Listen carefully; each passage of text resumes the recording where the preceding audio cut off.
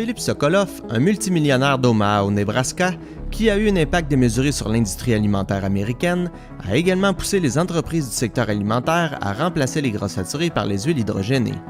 Sokolov n'était ni un scientifique ni un expert du domaine, mais après avoir subi une crise cardiaque presque fatale dans la quarantaine, il s'est donné pour mission à sa retraite d'informer les Américains des supposés dangers des gras saturés. Sa cible n'était pas tant le gras animal, mais plutôt les huiles de noix de coco et de palme largement utilisées par les entreprises du secteur alimentaire. Ces huiles tropicales sont très riches en gras saturés. Pour ceux qui ne le sauraient pas, l'huile de palme et de coco contiennent de 85 à 92 % de gras saturés. Ces chiffres ont fait peur à toute la population d'Amérique du Nord qui était malheureusement déjà convaincue des dangers des gras saturés. Heureusement, la science sur ces huiles a évolué depuis et on sait maintenant que le risque cardiaque qui leur était associé n'avait jamais été réellement prouvé. Sokolov a fondé un groupe appelé The National Heart Saver Association, fondé avec ses propres millions.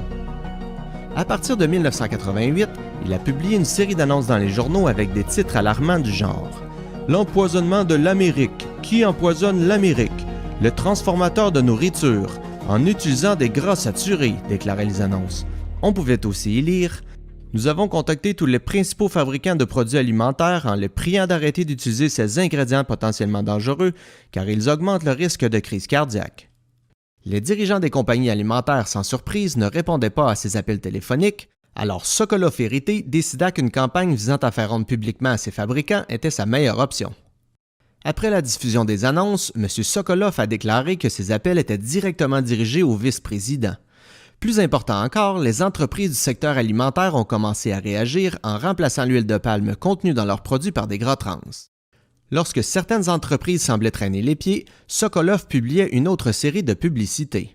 Il a diffusé des publicités à 3 reprises et à la fin, il ne fait aucun doute que son message a été bien entendu. Les huiles tropicales étaient maintenant considérées à l'échelle nationale comme une menace. Ces publicités, a-t-il dit, ont été mon plus grand triomphe. Vous comprenez maintenant pourquoi plusieurs personnes pensent encore aujourd'hui que les huiles tropicales sont nocives pour notre santé. Ce que notre pauvre M. Sokolov ne savait pas, c'est que les régimes traditionnels des îles du Pacifique étaient beaucoup plus riches en gras saturés que le régime américain. Voulez-vous savoir quel était le taux de maladie cardiaque sur l'île de Kitava? Selon le groupe du chercheur Stefan Lindeberg, il était nul, bien que ceux-ci consommaient une quantité incroyable de gras saturés avec un régime alimentaire à base de noix de coco.